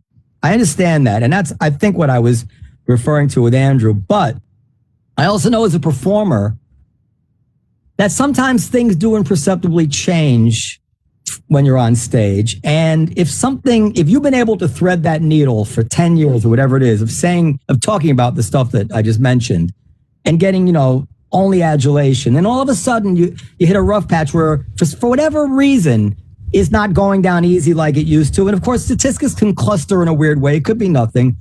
I registered it with you because it could be something you'd want to know. And it was something I was concerned about. To your point, though, what was actually... Let me say one more thing. Sure. It would take a lot more than that before I would ever say, okay, we're going to have to reconsider his spots. And I would definitely speak to it. It's just not my style because I don't really care that much about these things. And I would let you work through it or it would go away or whatever it is. And I wish I had insisted that it came out of the book. I really did. It was a way to call you a genius, and I meant the genius part of the thing, but you have to read through that whole page to get to it. So go ahead. Well, sorry. What I find, what's actually, and I think is a greater discussion even, the point was, though, the issue is the only thing that's changed is the things around comedy, not so much comedy. So I found it very interesting that night. As I walked, when I was walking through the audience, I said that particular set. That's why I find it interesting. That's why I knew who that girl was, because when they said she sent a letter, because people were reaching over to shake my hand, fans or people who just enjoyed the show were shaking my hands. I shook that girl's hand because her hand. Was this at the Underground? VU. Yeah. So you're getting off stage and you're walking. You have to walk in front of the table through the audience. In front of the table. So the ones that are like right before it drops down, those tables. 2 tables before her, like it was a couple guys that were like, one was a fan, one was just going like, great job shaking hands, and her hand was out, so I shook her hand. And I said, I was like, thank you so much. And as she pulls her hand away, and she goes, no, you're a fucking racist. And I couldn't pinpoint, or she said it was disgust, whatever it was. I think it was racist, because I remember Sherrod laughing at that. And but I kept walking. I was like, that was crazy. And then she walked out. I saw her swinging her ponytail when she walked out. They said there was a letter written. I was certain it was her. I was curious to like almost laughably read it. And when I did read it, in the book was the first time I actually saw the letter where I read it. And it was, it blew me away that how much somebody, first of all, what I found, to give Christine all the credit in the world, when we heard about the actual problem she had, which is one of the things I never guessed, was that I made reference to fuck up that hotel room at Trump Plaza. It goes, it's some Mexican lady's problem to deal with that in the morning, man. You don't have to worry about that. It's what you're paying for. I didn't realize that that's what the thing it was. When I did find out that it was that joke, Christine pointed out immediately. She goes, well, all week the news has been there's Mexican children in cages at the border. And I'm like, why would that even possibly be the tie-in? And then she says in the letter, that is exactly what the tie-in is. She goes, does he read the news? Do you think Mexican people need more shit in their life right now? It's like, I'm not causing shit in Mexican people's lives at all. It's stupid. It's a joke. And then she goes on the quote. I'm sorry, Dan, but I just want to say just the things that are like so outlandish. Whereas then she says, and then he goes on to say that he likes fucking drunk 18-year-olds, and then asks the host, how much does he like fucking drunk 18-year-olds? He likes them when they're like that. So he thinks it's funny to joke about assaulting and raping an 18-year-old girl. It's just, I couldn't even guess. That's why I said I wish we had the set, because blindly I would say, I was taking even guesses on how you can make that out of things that were said. And I thought of the equivalent of talking to Artie Fuqua from the stage and going like, there's a bunch of drunk young girls here. Artie goes, how do you handle a drunk young girl at your age now? Wait for them to pass out and fuck whatever hole's sticking up? And then because that's the joke of the ridiculous thing that wouldn't be happening. So, and then you give the actual answer and you play around with that. But the point is like someone just quoting in letter, like, and then he went on to say, fuck whatever hole's sitting up from that drunk passed out girl. Like, of course, that reads horrible. I'm not a monster. It's like, I'm not an idiot or a monster. So it's like, it's depicted as that too much, and I just feel like it wasn't enough like on that letter to be like, nah, ridiculous comments, because like If you want to say it's offensive, of course, some people are going to say it is, but it's not. Nothing I've ever written is written to be offensive or hurtful to anybody. Everyone should laugh at it because there's no malice behind any of my words ever. It's not the kind of comic I am. I'm not political at all. No. So it's all just silly. I know that, Jay. And let me just for full disclosure here, I'm having it in front of me here. And by the way, Steve, my friend Steve Fabricant, outside Steve, he's here over my shoulder. And he's here on my shoulder, and he sees me. Say hi. Hi, guys. Hey, outside Steve. Hey, outside Steve. I missed you. We missed and you too. He sees me bringing it up in my Gmail, so he can vouch for me. So there's an email. All right, dude. I'll take outside Steve's word. There's an email from me to Andrew who says, I heard that Jay Oakerson is very, very upset about the way he's being depicted. I don't know how he heard about this, maybe from you. I remember that something about Jay was in one of the notes I gave you. Do you remember what it was? Because I couldn't remember what it was that I had flagged for him at that point. My memory's bad. And he says there's a kind of long thing from Andrew here. I don't want to read the whole thing, but I'll send it to you. But in the end, he says that he offered to let you respond to the woman's email, blah, blah, blah. And then I wrote to Andrew, what was it that I had flagged about him? And Andrew answers, when you said he was very dirty and wasn't going over for a short period, but you shed anxiety about that bit because you said he had a genius about delivering this material. And I wrote back, you convinced me that it was okay. I didn't really shed my anxiety. I hope you'll take a closer look at it. That's what I said to him. Yeah. So that's just for the record. Like, this was not something that I think you're right. I think I should have gone with my instinct. I could have avoided all this. I don't blame you for The Brits have fucked us again. First Hugh Grant. They sent Hugh Grant over here to fuck our black prostitutes. And now this. You don't know. I don't want to throw him under the bus because his interests are not my interests. He's trying to write a book. And the truth is, we are probably both of us more sensitive to this than the reader will be. But I just all I care about, Jay, is my relationship with you, to tell you the truth. And so I'm happy that I have this in writing because at least, no matter if I can't totally repair it, at least you'll see that behind the scenes, I wasn't like, fuck Jay Oakerson. I was like, no, I'm worried about this. And, I want you to check this. And when he said to me, you shed your anxiety, I corrected him and said, no, I never shed my anxiety. Like, you feel very good about it. I'm also a hypnotist, and I told you feel wonderful about it. Well, Jolly Roger, it's already going to print. Oh, those are not the droids you're looking for. Can I tell you a great thing? I called, in full disclosure, Ron Bennington today just to be like, I don't want to have like a fight. You know what I mean? Like, I'm not looking to the thing, but I want it to be interesting radio and get to the bottom of stuff and whatever. Sure. He goes, all right, first of all, kid, nobody reads books. He goes, let alone books about comedy clubs. Like, I think you're okay, buddy. He's like, dude, Ron always strikes me as the guy that, in the Apocalypse movie where there's the guy who lived before the fall of cities. That's Ron to me. Where he's always like, yeah, kid, we used to play baseball. It was a big little sport. You're like, oh, fuck, that's crazy. No, I think that's what it was, just being Jay's friend and also someone that knows you. DJ Lou came to your defense immediately and was like, I don't think you guys are seeing this completely, because I think, just knowing Jay and knowing how sensitive we are as comics, I think to see something printed about you being like, he wasn't doing well. You're like, but I was doing well. And I think that's just what kind of got Jay. Obviously Jay's here, he can speak for himself, but I'm saying, like, as his friend and as someone that's a comic, I know that would be the part that would upset me, is being like, come on, man, I do well there. I'm talking, it's also when it just comes to like me personally. It's funny, I had this conversation with Shane Gillis. Shane, know him? Shane Gillis and me had this conversation when we were kind of like having similar shit, and there were angry letters being written, and I was trying to talk to, you talked to that, Seth Simon's kid. I wanted to speak to him. I've tried all these things, and it's been a bit of a dead end with a lot of it. But me and Shane were both going like, I didn't do comedy to be some fucking martyr. Like, I don't want to be a martyr. I don't want to be a martyr or some person marching for First Amendment. I really want to just make silly, stupid jokes. And if they make a little bit of a point, great. If they point out some kind of hypocritical thing, but it's first and foremost, I'd rather be a fart joke than some kind of a forced, agenda on any of my jokes. And yet it ends up being in these worlds of like, I mean, that article that Seth Kidd wrote, like the face of conservative comedy, Jay Oakerson, a conservative comic. I've been called alt right and all kinds of shit. So it's just like, again, it's just like a pile on of that where it's like not the idea. People can hate my comedy and not enjoy what I do. My grandmother wouldn't like my comedy. She's my dearest person in the world in my heart. She wouldn't like my stand up comedy.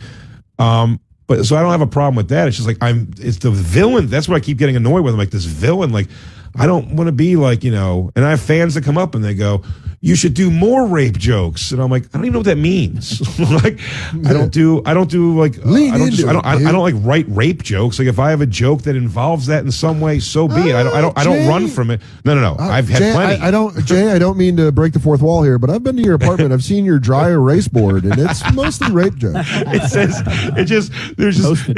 the post-it notes. Yeah, it's a blank, rape, blank, rape. Yeah, black dicks. Yeah. Black dicks, blank. Jay. Yeah. I found that paragraph where it says he may have to worry about it. I don't know if you're interested. I could read it if you want. Sure. The one you referred to. Sure. Yeah. So he says, the interviewer, Andrew, says, is it going to stop him from getting booked at the Cellar? It makes him wonder if he's going to. And I answer, well, he may have to worry about that. I mean, at some point, that's up to him. But he didn't get any fewer spots, and he still is. I use the word filthy, which I wish I hadn't, but the person is different. I'm filthy. Okay. He's still as filthy as ever. So the outcome doesn't seem to line up with that having been something he had to worry about. Maybe at the meeting he was, but I tried very hard after the meeting. I even remember that night I said, Jay, I just want to make sure we're okay. I want to make clear I'm not telling you to do anything. I just want to put this on your radar because it's worrying me. Whatever I said, but I mean, this is about the audience. I mean, it is. And I'm fumbling my words. I don't care if the reason the audience hates comedians is because he's bashing Arabs or bashing Jews. That to me would be violating the free expression rule. But I have to tell a comedian that for whatever reason, and it goes on and on, that something's not working. So it is what I thought. Meaning, like, if it goes on and on, yeah, you might have to worry about that. But clearly, that wasn't my intention. Whatever. You remember? It's fine. It's fine. But what's funny? Do you remember Esty that night we had the talk? That's my most quoted line I say from that night. Esty goes, "Jay, you know there is a line between dirty and disgusting." And then I waited I thought she was going to finish the sentence, and then I thought she had a stroke because she didn't finish this. I had no idea what was happening. And I go, is that the whole sentence? I go, yeah, of course there is. And I've never written anything and goes, this is so gross. The crowd's going to think this is so disgusting. Oh, gross. Go, you show Christine. That'd be counterproductive. Christine, does this make you gag? Oh, perfect. It's going to kill. Christine, your set list, you go, I'm going to start with this. I'm going to go to this. And she goes, ugh. And you go, yeah. And then I'm going to close with that. But Jay, don't discount that I did say there that Jay's doing a high wire act and that he raps this, and his genius is being able to present this stuff in a way which somehow people accept. Trust me, Noam. Jay heard that part. We have to refer to him as the magnificent Okerson now. No, but I do like. True. Did we get that clean? Did we get that clean, Lou? Did we get that clean? Because I want to be a drop on the show. What? That you're a genius? And then this point, my life also became overwhelmed with the explosion that happened when Louis came back. Yeah. Oh yeah. And all these other things. That was going to be my question to you. Burner. My question to you, Noam, was: did you notice immediately a change in like the amount of shit getting talked to you guys via email and all that stuff when Louis came back and did sets at the Cellar? Was it like someone turned on a switch and all of a sudden everyone's like, "Fuck you guys"? No, I mean, from people who weren't at the Cellar, yes, we got tons of hate mail, but not from customers. I mean. Yeah, not from customers. People who actually go watch the show, I think they care about comedy. Do you remember? Oh, yeah. No, Dan, I got death threats. I got threats against my kids. That's fine. It was a horrible time. I wish I had a tape. Yeah. I wish I had a tape of the night at the Cellar. It was like the night of or the night after the two fat ladies were outside protesting Louis outside the Cellar. Yeah. And I was and Artie Fuqua brought me on stage with the audience singing, "It's the remix to Ignition, poppin' fresh," and the whole crowd was singing along. I go, you guys are all singing along with fucking R. Kelly. That guy just got convicted of a zillion child sex crimes. I go, and you're outside holding signs up for Louis? You got to figure your shit out, people. It's insane. It can't be both. It can't be both. It's such a bizarre thing. And you guys and the clubs eat shit for that too. It's like there's nothing legal going on with them, but you're they'd go, that lady who wrote that famous thing now about in Facebook, it was like Louis C.K. walked into my gym and now I don't know if I'm safe on a treadmill. And it's just like, right. You read things like that and you're like, what the it's like, how are you supposed to respond to shit like that? I mean, like, Well, that was going to be my question to you. Sorry, Jay, not to cut you off. Please. Was there more to do you respond to that one particular person, Noam? Oh, shit. No, back and forth? No, I'm sorry. I should have introduced. No, Mrs. Andy Fiore. You might know him as 1:30 a.m. on Tuesdays. Noam, it's nice to meet you for the first time. This is Andy Fiore. You might know him as upstairs at the Fat Black. I think Esty might have him in as a holiday fill-in. I do try to respond. I try to respond to every unhappy email. I do try to. Those, first of all, hit way too hard. There was too big of laughs on those. Yeah, you might know Andy Fiore as everyone's out of town. You may know Andy as performing on Thanksgiving. Okay. These are all good ones, though. These are all things I've done through my career at the Cellar. I've been on a lot of Thanksgiving shows. I was there last Thanksgiving. Hell yeah. I was going to say, no, my question was what are the ones that stands out that you respond to? Did you respond to this woman in particular? Was there more of a back and forth? Was she satisfied with your guys' response? I don't remember. But more often than you imagine, when people do get a response, they back off and they say, "Oh, I'm sorry, I was a little angry." They reconsider. I've made friends even with people who have come on very, very strong. They're always taken aback by the fact that I don't answer them in kind, that I answer them nicely and patiently, and people sometimes they're sincerely offended. And what are you going to do? Yeah. No, I know for sure, but I mean, like, you almost just have to let those people go. It was never going to work out. There would never be 5 people you can put together on a show that's going to make that person happy ever. And the person they're unhappy with, it's going to be they went too far. They said things. You're going to get complaints. It's just like, but I said, it's like the times changed on us, and so many things for the good and so many things for the bad. When that Seth Simon kid particularly said that thing with you, he goes, "Well, you don't have a lot of trans comics here." Now, first of all, the number of just the that was Guy Branum. That was Guy Branum. But yeah, no. Seth Simon said this too. He goes, "You don't have trans." Did he? But there's a lot of trans comics working at the clubs in Brooklyn at the bar shows and everything. And you were like, "Oh, send me their names. Like, I'll put them on." And it's like to see you take that pressure of him even saying that. Like, the thing about the Cellar, female, male, trans, gay, whatever it is, there was a process to get in there. I don't think anybody was ever kept out of the process through your father's whole time there and your whole time, where someone was kept out because they were trans. So it's like, to even have to feel that where it's like, why don't you have more trans comics on? Well, show me 7 great trans comics in the city. I mean, it doesn't exist. That are at the level of killing a crowd is that. You know what I mean? If they do, they'd be on stage, of course. It's like a weird, like... Of course, it's psychotic to think that we would... that person's hilarious, but they're never going to get on my stage, not as long as they're trans. In fact, in the times you're in... Get out of here with your hilarious jokes and your weird lifestyle. Dude, if you go to... But I mean, as far as it looks on the books, if somebody went to ST now and they were like, "Hey, I know you haven't seen my comedy yet, but I am so gay and Indian," you'd be like, "Get on that show. I need you tomorrow." You go, I have testicles for nipples, and I identify as a dolphin. And she goes, I have you for Friday, Saturday. Yes, the big money spots. Please start dating Sam J. Oh Lord, it's gotta be. And look, and I don't want to throw Andrew, the author, under the bus either, because I think from his point of view, he was trying to bring out the fact that I was in a way contradicting myself in some way and trying to make it interesting. He's a good guy. No, he's trying to write a book. I get it. He's trying to write a book. I think that of the half dozen times or less that I've actually sat down with a comedian to say something heavy, I've regretted 90% of the times. It was unnecessary, and looking back on it, I wish I hadn't done it. one time in particular, I think I had no choice, but this one obviously was counterproductive. So I'm sorry about it. When you had to put the boots to Kurt Metzger, right? No, I don't Oh, I don't want to say who. I'll tell you off the air.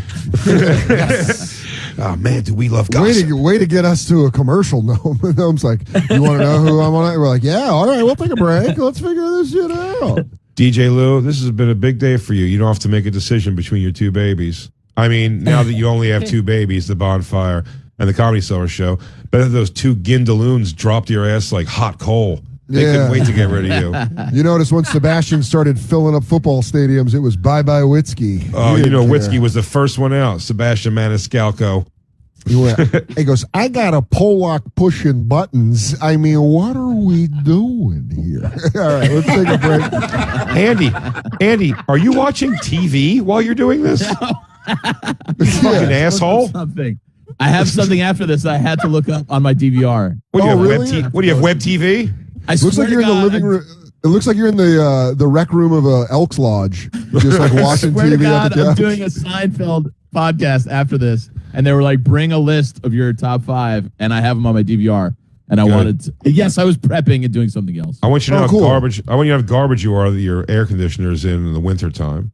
Garbage. Why? I see nothing wrong You're with supposed that, to take it out. Christine. Oh. Okay. All right. Oh, you piece of shit, Jay. Come on, feed her the mind. Feed her the mind. No, thank you so much for coming on. I texted you on your birthday and you didn't respond. All right, you keep bringing it up, Andy. You guys aren't fucking. Because he's just throwing salt on the open. I'm trying to go to commercial, and you're fucking ruining my goodbye to Noam. I haven't seen Noam in months. Make sure you check out live from the cellar, Raw Dog Radio, Thursday nights. We're gonna be right back. It's the Bonfire. I love when friends make up. It's good. Yeah.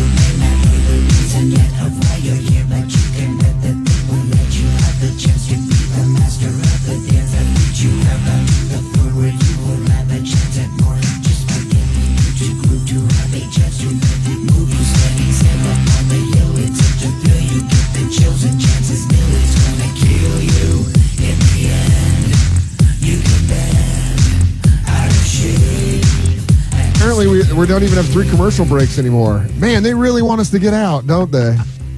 Is that true? We didn't have another. I thought we were. Like, I totally do. We've had 3 breaks. We've had 3 breaks for fucking 5 years. They're cutting our breaks. Everything away from you guys. Damn, they hate us. Welcome back to the Bonfire. It's Comedy Central Radio, Sirius XM for another show. Show in 14 minutes. 2 hours and 14 minutes. Damn, dude, they can't wait to rerun Tosh.0 or South Park.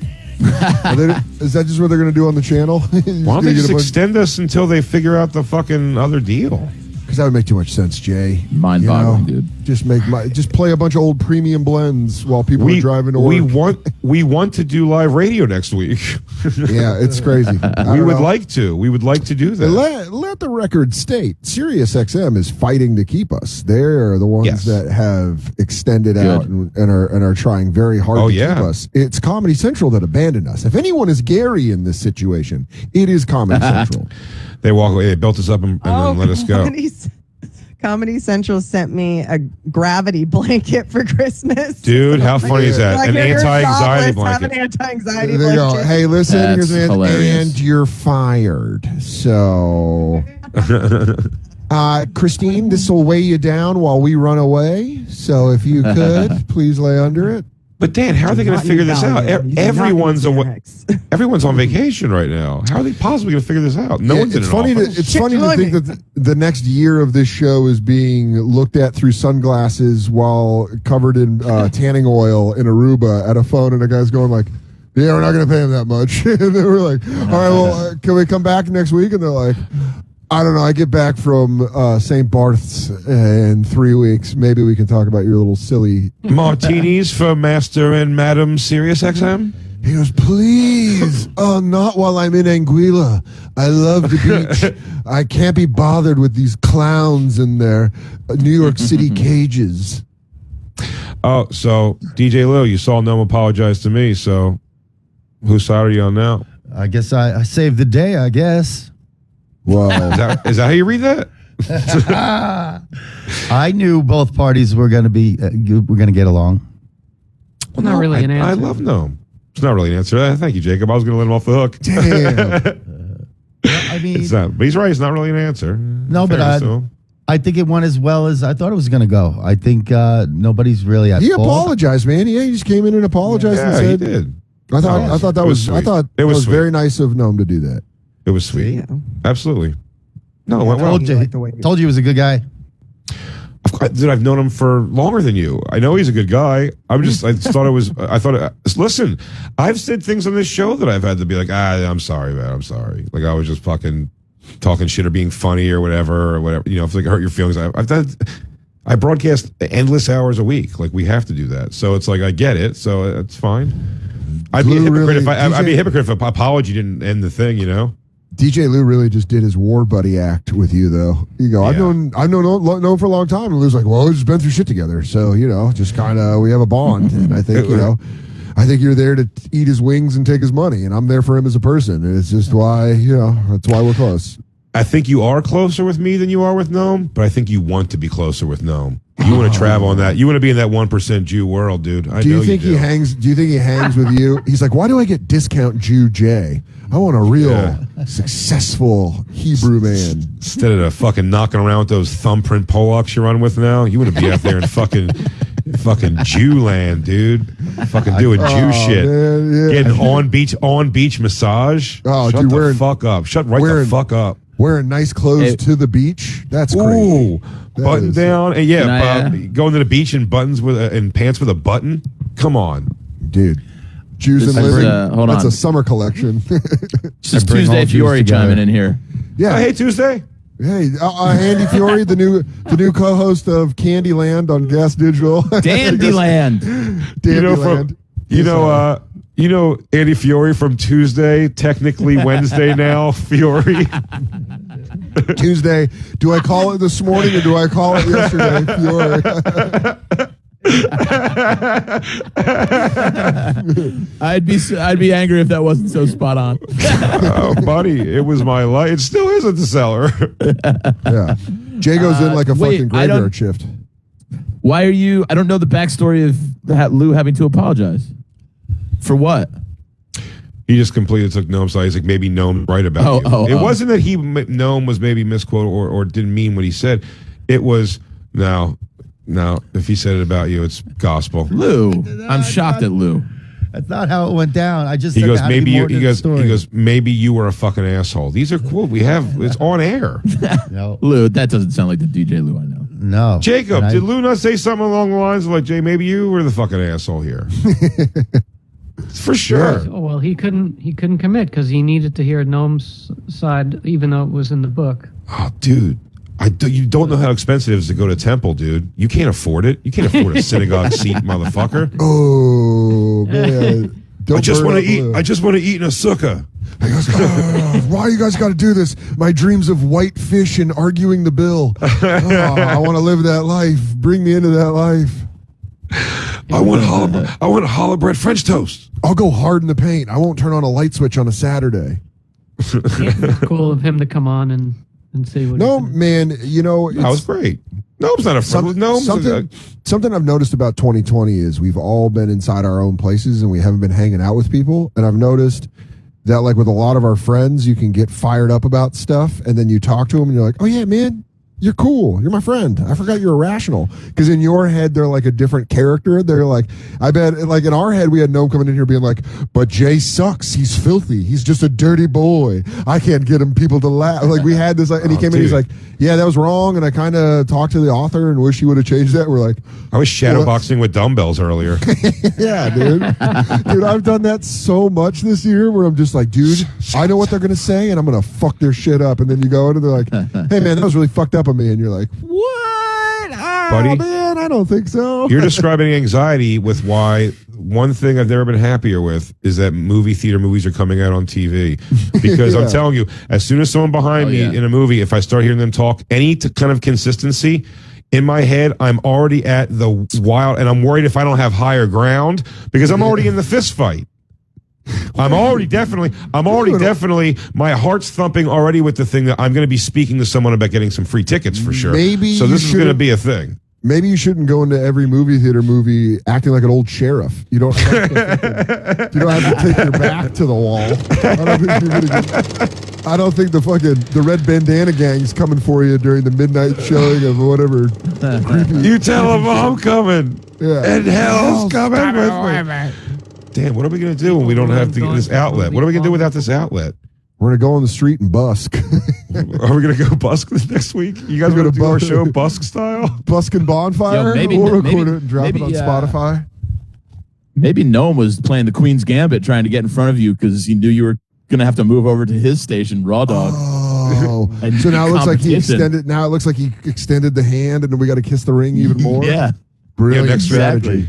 Next week, you guys want to just do a trial run at Old Gas Digital? We'll zoom in on it like we're taking over like the Generation X. Bam, it'd be cool, but I'd rather meet up on a roof like the Beatles. We're going to do this back outside for everybody who wants to hear it. Yeah. Can we go on top of the Stephen Colbert studio, the late night studios? Dude, let's break in, dude. We can have any studio in New York we want. We're an I Am Legend this shit. Yeah. Maybe next week you'll be able to catch us on 92.3, the beat of Manhattan. Cincinnati, we're going to be waking up with you every morning, 6 to 10, Monday through Friday. That's right. It's Jay and the Big Head. What if where we pop up? It's going to be so funny if we actually pop up ultimately on and we come back we're on local radios somewhereville. I go, guys, we got to move to Montana, but here's the thing. We're all getting $26,000 a year. He goes, but here, out there, it's like 200,000. And let me tell you something. We are mornings in Billings, Montana. We are mornings. It's us and the weather. And I'm pretty sure we're going to dominate that one. We're going to dominate the weather as long as we agree to give traffic and weather on the ones, which we will have to make sure we hit. Which is fine. We'll learn how to do that. Jacob would be the only one that's like, Jacob would be the only one that's like, yes. Let's go to Christine. Let's go Christine and the traffic cop to Christine. What are you seeing out there? Yeah. Christine, eye in the sky. I'm going to say it right now, Jay. I think that that Snappy's has the best ribs in Butte. And I love being a Montanan. We got Black Lou. We got Black Storm Lou. Storm Lou. I can't wait to get fired in 4 years for messing around with a rancher's wife who is also the music director. It's like in Montana. He's got like 3 jobs at the station. Guy also is a crop farmer. Jacob, is this a real fear we should have? Now, we've been on Comedy Central completely. I don't think anyone in Comedy Central, probably even the producers of the show, have ever listened to an episode. Not the producers, but the I was confident we were gonna Milton from Office Space all the way until we no longer did the show. Yeah, and I really just lay low, and we'll take the low money. We'll take the low money. We like just doing the show. We've done and said some wild shit on this show, and I know we don't have a big catalog, and some things not even close in the level of Howard Stern trouble that he had in his career, but some things. I wonder if we are a little more under the microscope going right to Sirius, because Sirius was just like, yeah, Comedy Central's probably handling that, and they forgot we existed. So we could say and do whatever. Are we going to be more like is our ad reads going to have to be straighter and stuff like that? I don't think it'll affect ad reads at all. In fact, I think they're going to be thrilled that we're doing. I think they're going to love the. I think ad sales loves us. So, what is it going to affect? Hold on, Jay. What is it going to affect? I don't know. I mean, you made a face though because you go. I don't think the ad sales are going to be affected. The only thing I remember, there were a couple of moments that weren't mentioned on the air that we got into some hot water. Oh yeah, some feuds and rivalries. Yeah, are you going to be able to get some live reads back? Comedy Central lawyers at the step. Oh yeah, well that was an isolated incident early on that I hope we can talk about the second week. Oh, my thing, thing. Can we? I've said it on Skanks before. Oh okay, yeah. You're going to see a new era.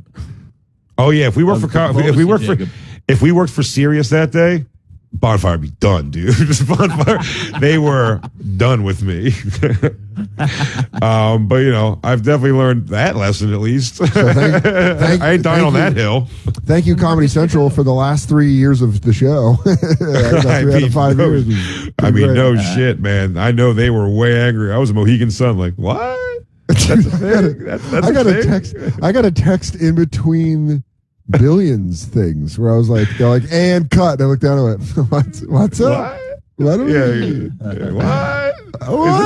Is this a thing? I knew because Brian had called me like 10 times and he's like, you got to call me back. You got to call me back. And I'm like, this is never good. And I'm like, what's up? And he's like, Bonfire might not be a thing by Monday. And you're like, oh, dude, okay, all right. I've given so many people shit for like their apology. Like, oh, come on, Tosh, don't apologize for that thing. Oh, come on, Tracy Morgan, don't apologize for that thing. And they were like, I mean, you want to even have a hope of keeping this job, you're going to have to apologize to this person. I went, what's the name? And who should I say it to?